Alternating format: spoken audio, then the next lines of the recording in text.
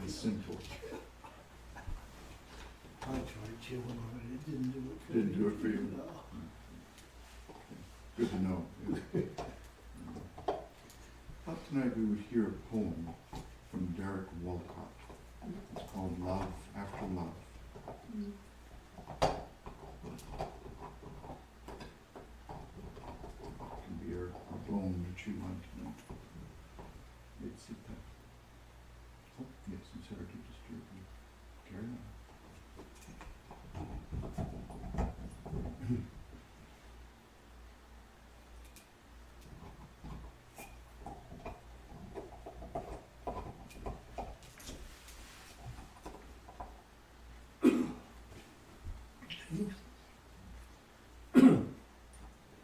Love After Love by Derek Walcott. The time will come when, with elation, you will greet yourself arriving at your own door in your own mirror, and each will smile at the other's welcome and say, "Sit here, eat." You will love again the stranger who was yourself. Give wine, give bread, give back your heart to itself, to the stranger who has loved you all your life, who loved you all your life, whom you ignored for another, who knows you by heart. Take down the love letters from the bookshelf, the photographs, the desperate notes. Peel your own image from the mirror. Sit, feast on your life.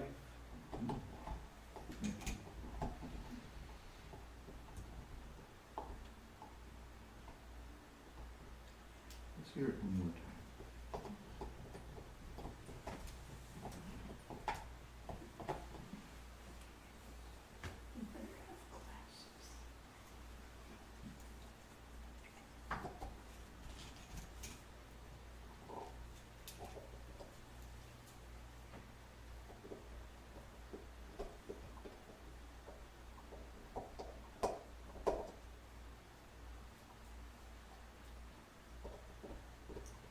The time will come when with elation you will greet yourself, arriving at your own door, in your own mirror, and each will smile at the other's welcome and say, "Sit here, eat." You will love again the stranger who was yourself.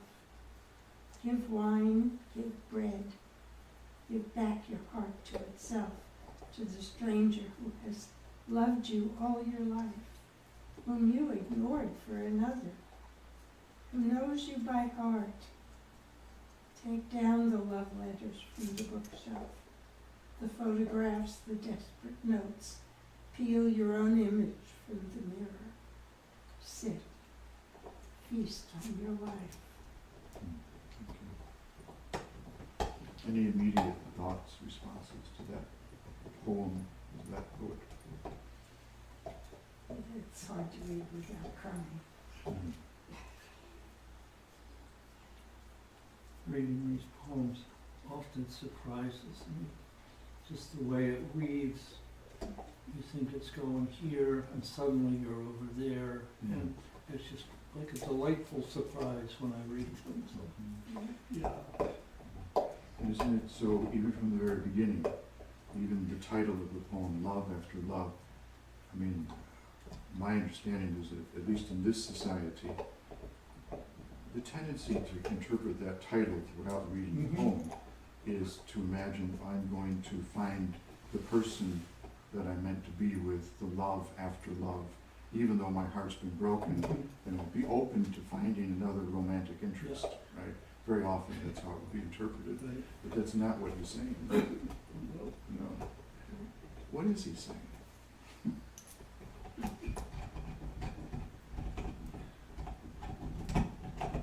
Get down to loving yourself.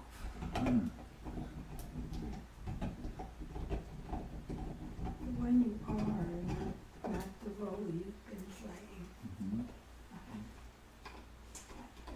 Yeah. And the love letters and the desperate notes, I think we treat the role we play as if it is a person. So what is he saying when he says, take down the love letters, the desperate notes from the bookshelf?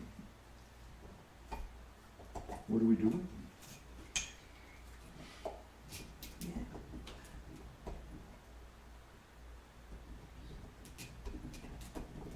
Any other thoughts? To me, it sounds kind of like coming out of the other end of a dark night of the soul type of era. Mm-hmm. Coming out of it? Yeah. Yeah. How so? Like it seems to be describing kind of as though someone has been in some kind of darkness and is kind of being invited to return to a state that existed prior to that. Mm. Or probably not to the exact same state, because you're never the same. You're always changed by what you go through. Right. But to a state that is no longer like that darkness or that isolation or whatever one is going through. Right. So it's kind of hopeful, encouraging. Yeah. The day will come, right? Because in our minds we might be thinking the day will never come. Right? So the poet, right from the very beginning, is offering hope, encouragement. The day will come when, with elation, you will find the romantic partner of your life. No. The day will come when you'll find the right community. No. The day will come when, with elation, you will find the right job, the right place to live. No, it's none of that, is it? It's like, isn't that annoying? I mean, doesn't that make you angry? You know, I want these things. And he's saying, no. The day will come when, with elation, you will, what does he say? Greet yourself arriving at your own door. Greet yourself arriving at your own door. What about the mirror? Mirror. Is it? And in your own mirror. In your own mirror. I mean, I don't know about you, but the older I get, sometimes I look in the mirror when I brush my teeth. I go, who is that guy? Who is that old dude? You know? He's kind of disintegrating before my eyes. But he's offering a different kind of mirror. Not so much how we look, but who we are. The life that is ours, that is who we are, truly, deeply, most profoundly. And somehow, if we can see that self, we smile. We extend love, we extend affection. And that relationship is life-giving, is a feast, because that's our true life. One more time. You want to read those? Yeah. Anybody else want to read it? The time will come when, with elation, you will greet yourself arriving at your own door in your own mirror, and each will smile at the other's welcome and say, sit here, eat. Could we just separately to each will greet each other, each will smile. It's like we are not just one person. We are not just one entity. We are this relationship of selves. I don't know about you, but sometimes I think about my younger self and I smile. Sometimes I cringe. But there is this relationship with our younger selves. And this encounter, this greeting, that speaks gently, that speaks kindly. And somehow over the years, we, as the poet says, forget, leave, and we choose another. What does that mean? We choose another. What do you think?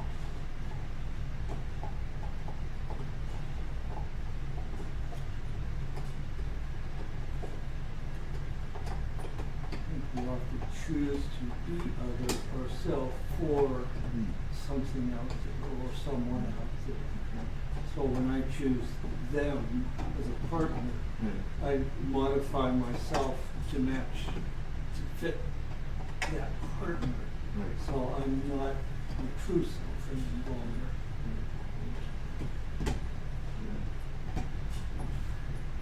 There's this concept I heard that when you fall in love with someone else, you're falling in love with the part of you that yearns to be what you love about the other person. Yeah. So it's like, to me, the poem's kind of like what you feel that you're loving about is in here, Mm. and welcome that part of you to be that part of you. Mm. You know, that's yearning to make you more whole and lively or whatever you feel that you're missing that the other person is filling for you. Right. So what do you do? I think it's talking about the mirror aspect is what did I really love about that person? Like, okay, from a relationship, I had like, I loved, the creativity of the person. Feeling that I didn't have as much creativity or, spontaneity or, those things that I typically, that's why they say the other, makes you whole. Right. The other person you think makes you whole, you complete me. Right. But it's a reflection of what you have, you're just not using. Right. And if I recognize that, what I thought I loved about that person, to love that about myself, and tap into that, Right. then I'm welcoming me Right. as a whole. Right. So we can see in others ourselves, the self that we've forgotten, Yeah. the self that we've ignored all these years, Right, the stranger. the stranger. Yeah, I've always been here. Right. And rather than place our hopes and dreams on that other person, we can say, wait a minute, that's part of me that is me, and I've just neglected it all these years. Yeah. Any other thoughts?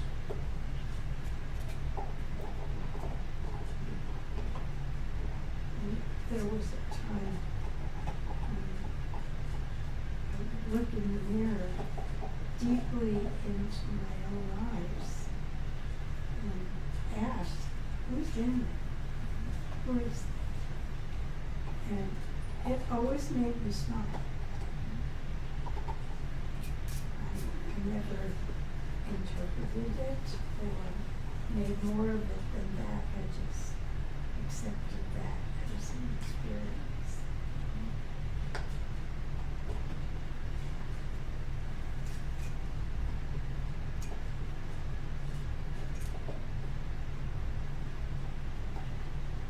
Sometimes when we look in the mirror and see ourselves, I'm not talking about the actual physical mirror now, in those moments, quiet, when we're alone,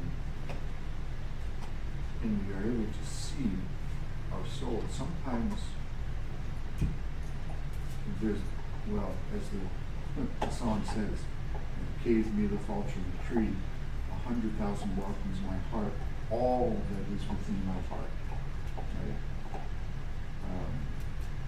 In every heart, there's, how does the song go? I forget, I can't remember without singing it. Yeah, in every heart a garden grows, a rose unfolds, and so on and so forth. And then there's these other things as well. In every heart a darkness dwells, a sadness dwells, a pain, a fear. That's also there. And when we see them, sometimes we cry, whether internally or externally. We feel that depth, that sadness, that grief, whatever it is that's in there.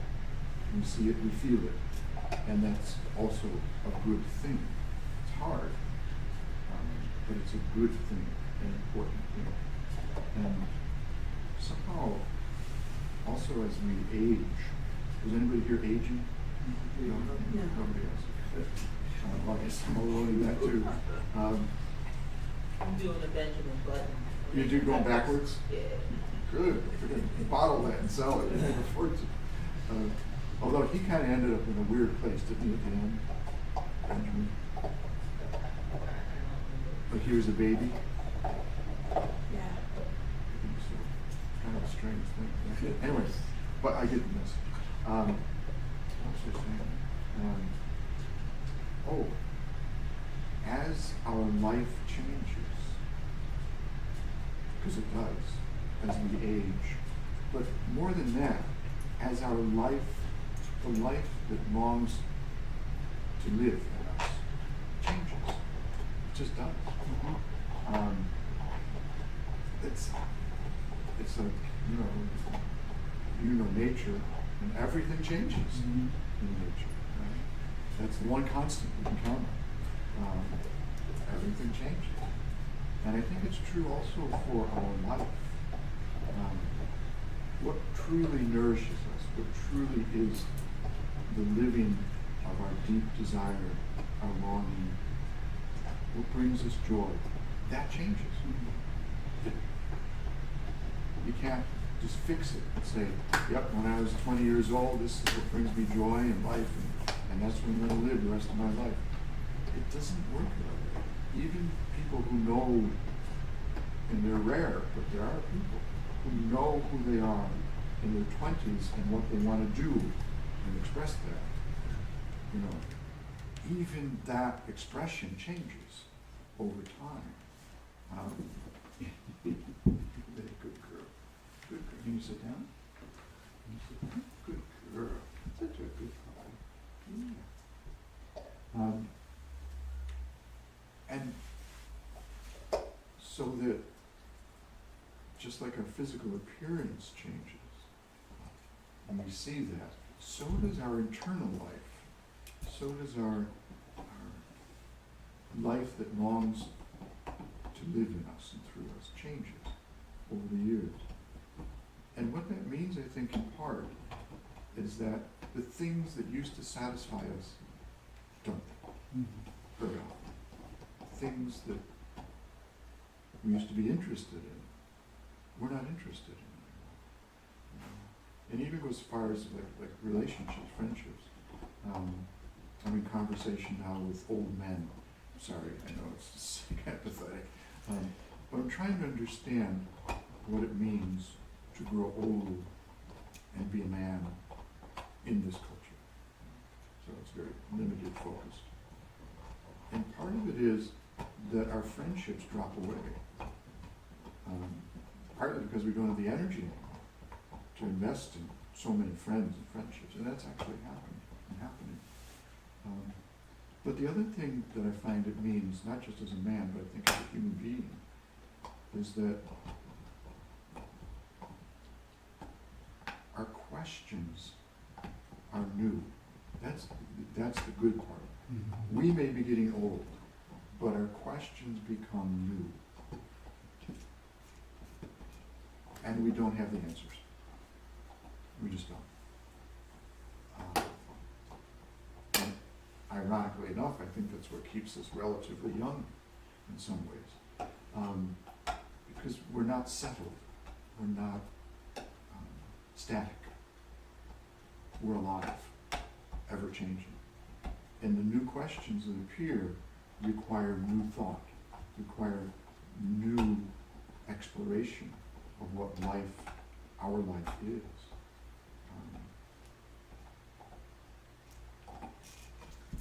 So the bone will satisfy Sita for a while, and then she'll need to go on to something new. But in the moment, it's a very satisfying experience. But when she's 10 years of age, I'm not sure that the bone will satisfy her. We'll see. It's Sunday night. We'll close with a prayer for peace in the world. Good girl. Okay, come on. Good girl. Come sit. Come. We'll get the lights dimmed.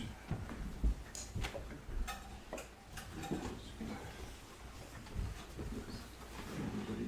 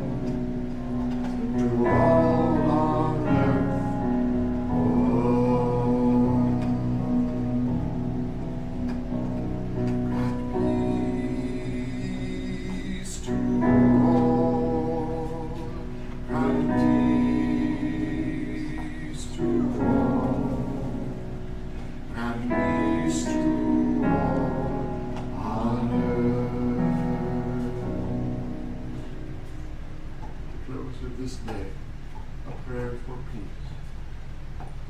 A prayer for the end of violence and war. A prayer for enough food for everyone's needs.